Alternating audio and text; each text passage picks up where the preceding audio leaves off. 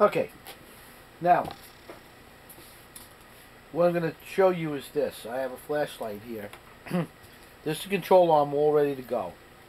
Now, right now, this control arm would be set up for a left side. Okay? Because this is the front and this is the back. So this would be set up right now for a left side. If I flipped it over, it would be set up for a right side. Now, here you have a ball joint. So you go like, well, how do I know which ball joint is what? How do I know which one is going to go where? So here's how we see. Say you drop the box or you don't know which ball joint it is. Well, here you go. Right here is an L for left. Okay, I'll show you the other one later. Now, simply, this is all you have to do to put the ball joint in. Put the ball joint in here.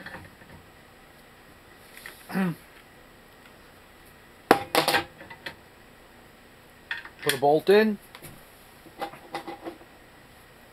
Well, actually, it's upside down. Put this up here. The bolts come from the bottom up. Okay, put a bolt in here. We'll put a bolt in here.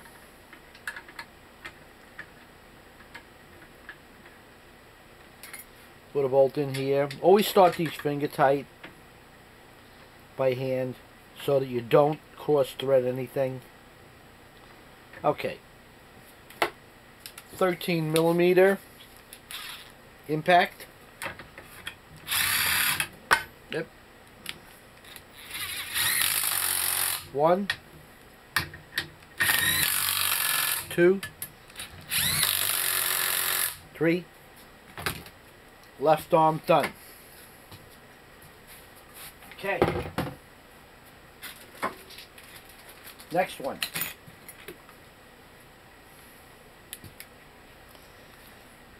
R for right. I'm leaving the protector covers on. Let's lay down the arm. Now this is the right side. Okay? So, this would go in this way. That's your back, that's your front. Alright? So now, I'll put it this way.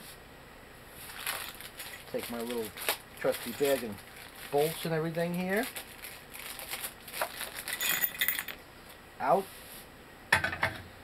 Joints in. Top is on.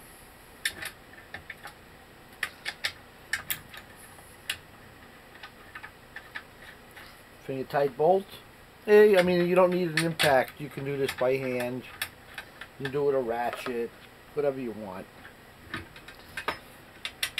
That's my little Bosch gun. I have Bosch and I have Makita. I have Ryobi. Ryobi is the one I use for taking a lot of stuff out. It's 1/2 inch. 1, 2, 3. Didn't even use a little bit of battery. Got 2 lights out of 3. These batteries are a little soft right now. But that's it. 2 control arms.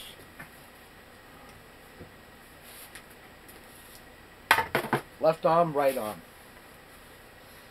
How do you know which is which? Besides now, I don't think you can see the... Well, yeah, you actually still can see them underneath. But, of course, back, front, up, left. Front, back, up, right. Now that bolt that's in here, going through over here, is actually this one here. These are actually the bolts for the rear mount. Goes up, goes through the frame like that. I found that the easiest way to remove the ball joint bolt, if it's stuck, is you leave the nut a little loose. You get on the side of the spindle, where the spindle comes down, and just whack it. Not the ball joint. You whack the spindle up here with a ball peen hammer, and a lot of times they'll pop right out. An old mechanic showed that to me 30 years ago. It's worked every time. You can use forks and stuff like that. If you whack it with a ball peen, it might pop out right away. And if it spins around, inside here, there's a star. So you can always put a little arm on it while you're loosening it. Or simply put a jack underneath and push the ball back up. But you want to loosen this all the way up first, to the point where you can turn it with your fingers, so that once you pop it, it's not going to be stuck and you're going to have to put a wrench in there to hold it.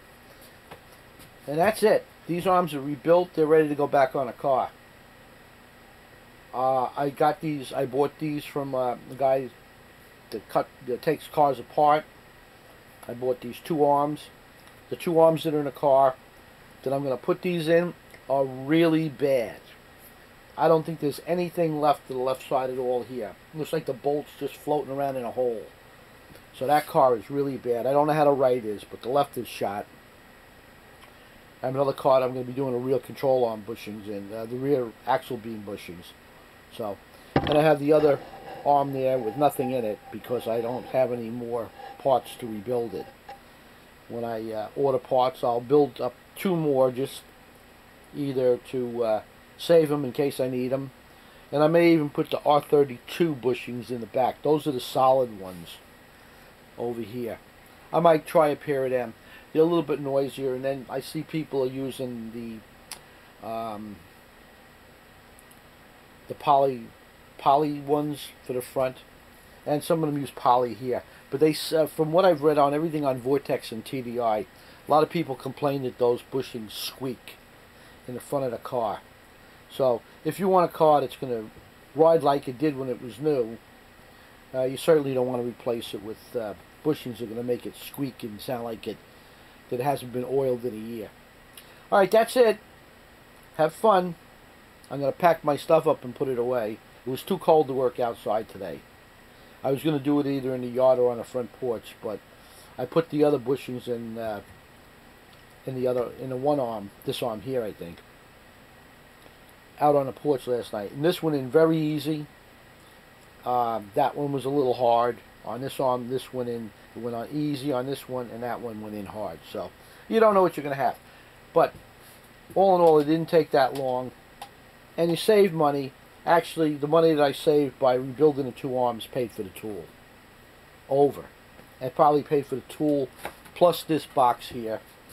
You don't need a vise like I have. You can simply mount that